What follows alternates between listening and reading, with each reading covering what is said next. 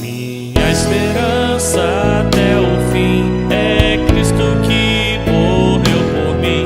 Eu creio só no meu Senhor, no nome do bom Redentor. A minha fé e o meu amor estão firmados no Senhor, estão firmados no Senhor. Se Ele não posso a face ver, na sua graça vou viver. Em cada crise sem falhar, sempre hei de nele confiar. A minha fé e o meu amor estão firmados no Senhor, estão firmados no Senhor.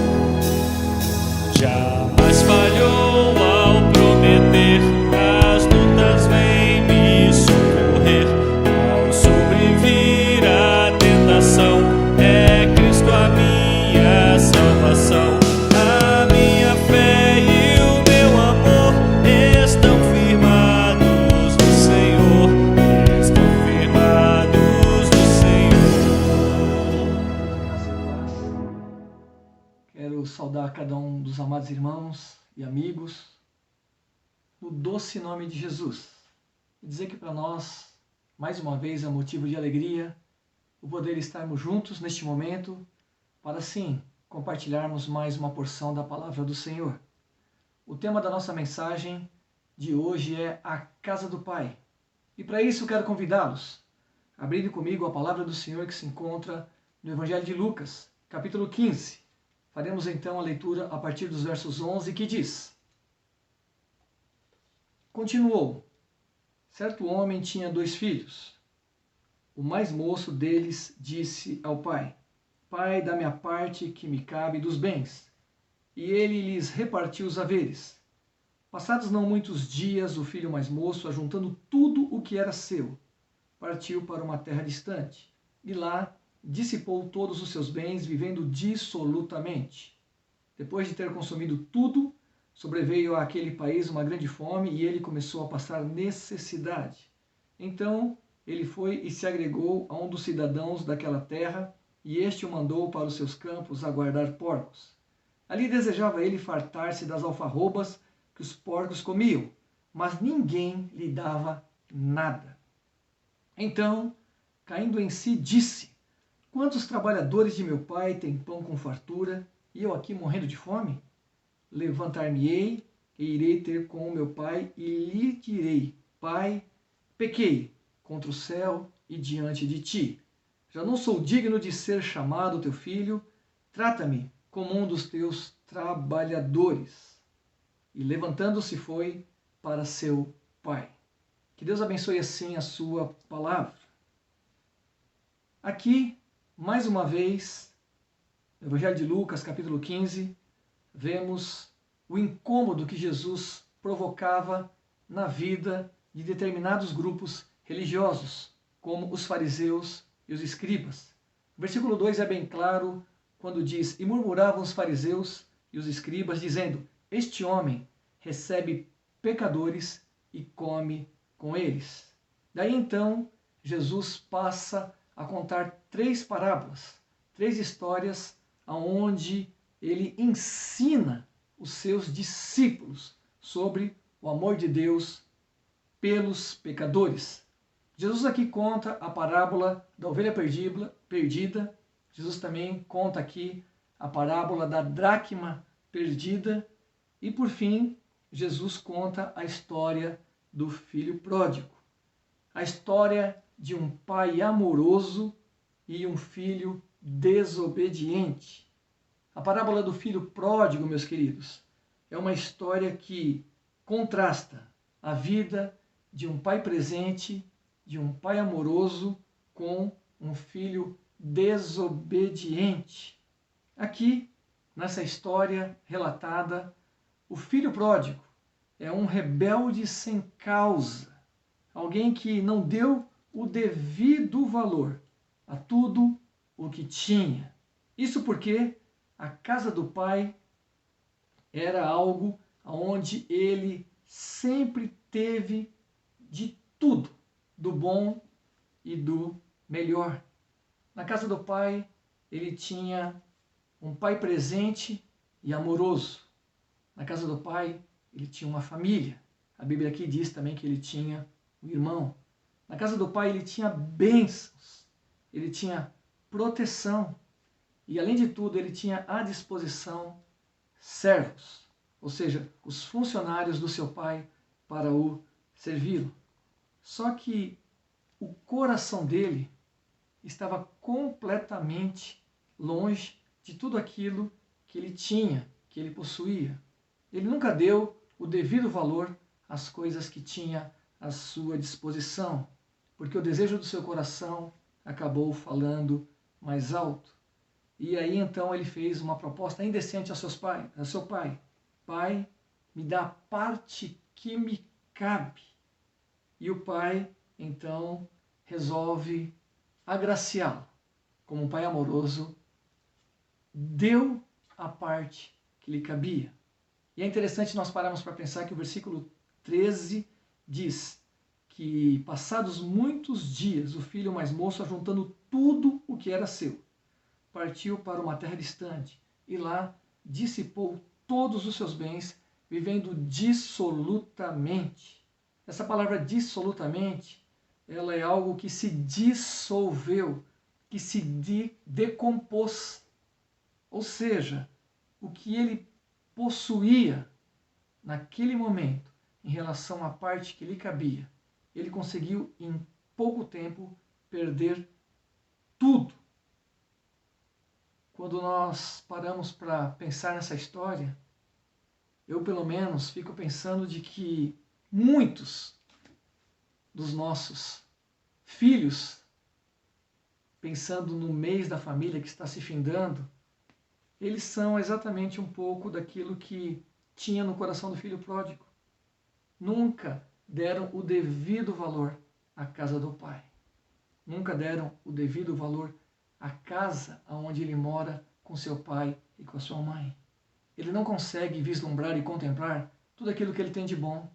Um pai presente, uma mãe amorosa, irmãos, um teto, um alimento, a proteção, a família presente. Ele simplesmente quer satisfazer o desejo do seu coração quando ele olha para fora. E com esse jovem aqui, a gente vê exatamente esse tipo de atitude sendo tomada. Só que ele percebe que quando ele está fora da casa do pai, quando ele está longe da sua família, ele perde tudo. Porque aí fora, os amigos, que se dizem amigos, só querem estar ao nosso lado quando nós temos alguma coisa a lhes oferecer. Quando nós perdemos tudo, eles simplesmente se dissolvem, somem, se dissipam. E quando a gente vai cair na realidade, nós estamos sós. O texto continua dizendo de que quando ele deu conta do que ele havia perdido, versículo 17 diz, então caindo em si. Ou seja, aqui a gente começa a perceber o caminho de volta sendo preparado. E o versículo 18 diz, levantar-me-ei e irei ter com o meu pai. E direi, pai, pequei contra o céu e diante de ti. Aqui é uma atitude de arrependimento que acontece no coração daquele rebelde sem causa, daquele jovem que resolveu aproveitar o mundo. E o texto aqui, queridos, conclui dizendo, já não sou digno de ser chamado de teu filho. Trata-me como um dos teus trabalhadores. Olha que humilhação. Quebrou a cara lá fora, não sabe como voltar, e aí prepara todo um discurso e prefere virar servo do pai. Abriu mão da sua filiação, mas o pai amoroso o trata de outra maneira. Quando ele chega, o pai o abraça, o pai pede para que ele possa tomar um banho, se limpar, e é para isso que serve o arrependimento na vida do ser humano, quando ele se arrepende dos seus pecados ele é limpo e purificado com o sangue de Jesus, que purifica o homem de todo o seu pecado. O pai então mata o novilho, providencia vestes novas e prepara então uma festa. O que eu vejo aqui, queridos, nesse texto e nessa história, são pelo menos 3 conselhos que eu quero deixar para que nós possamos refletir sobre eles. Primeiro conselho: não desobedeça o pai. Não queira viver a vida de qualquer jeito, de qualquer forma, em qualquer lugar. Toda vez que o pai dá uma ordem, toda vez que o pai dá uma direção, toda vez que o pai deixa um mandamento, é porque sempre ele quer o melhor. O Evangelho de João, capítulo 14, versículo 21 diz: aquele que tem os meus mandamentos e os guarda, este é o que me ama. E aquele que me ama será amado por meu Pai, então eu o amarei e me manifestarei a ele. Segundo conselho: não se iluda com o mundo. 1 João capítulo 2, versículo 15 diz que a concupiscência da carne, dos olhos, a soberba da vida não procede do Pai, mas do mundo. E o mundo passa assim como a sua concupiscência. Mas aquele que faz a vontade do Senhor permanece para sempre. E o terceiro e último conselho: ainda dá tempo. Por isso, arrependa-se. Arrependa-se enquanto houver tempo. Versículo 18. Levantar-me-ei e irei ter com meu pai e lhe direi: Pai, pequei contra o céu e diante de ti. Salmo 51, versículo 17 diz: sacrifícios agradáveis a Deus são o espírito quebrantado, coração compungido e contrito, não o desprezarás, ó Deus. Pense seriamente sobre isso. E se você está planejando sair da casa do Pai, olhe para tudo que tem ao seu redor e dê valor, porque a melhor coisa que Deus deixou para nós foi a nossa família. E o melhor lugar que temos para viver como cristãos é na casa do Pai, aonde a família é bênção, é símbolo daquilo que Deus colocou como instituição para que toda a humanidade seja abençoada.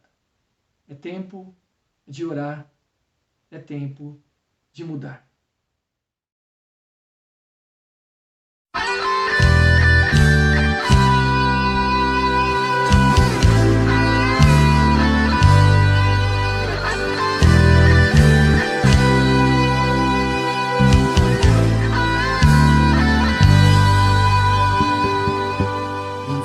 Perdido,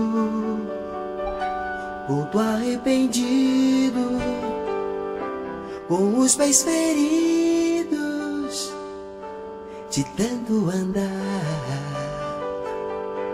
Viveu nesta vida tantas fantasias, não teve alegria, foi só ilusão.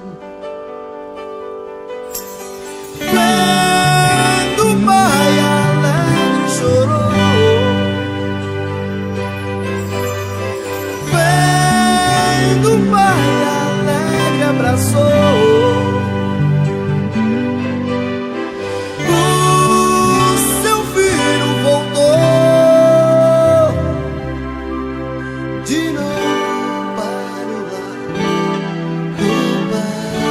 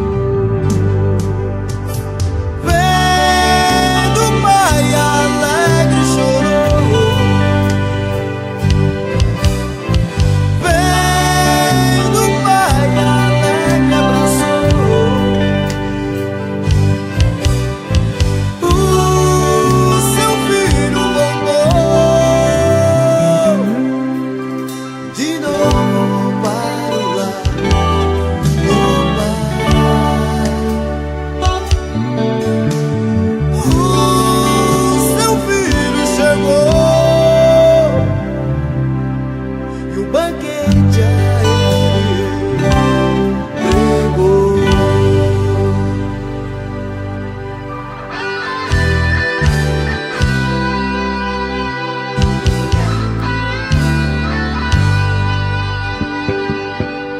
Você que anda em rumo da chama, o inferno é terrível, lugar de pavor, mas Cristo te espera de braços abertos, ó, bem sem demora, andar com Jesus.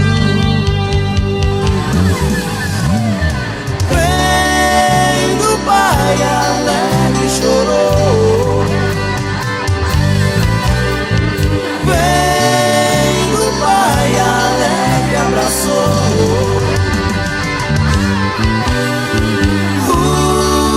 Meu filho voltou de novo para o lar do Pai.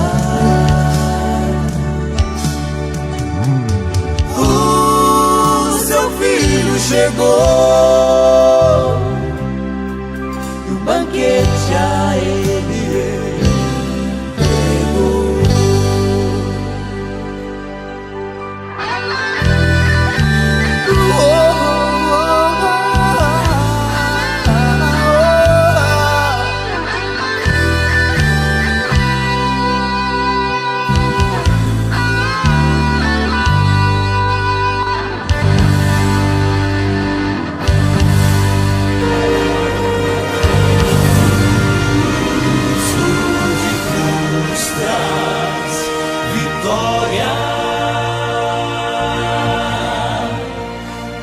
Qualquer coração sofredor,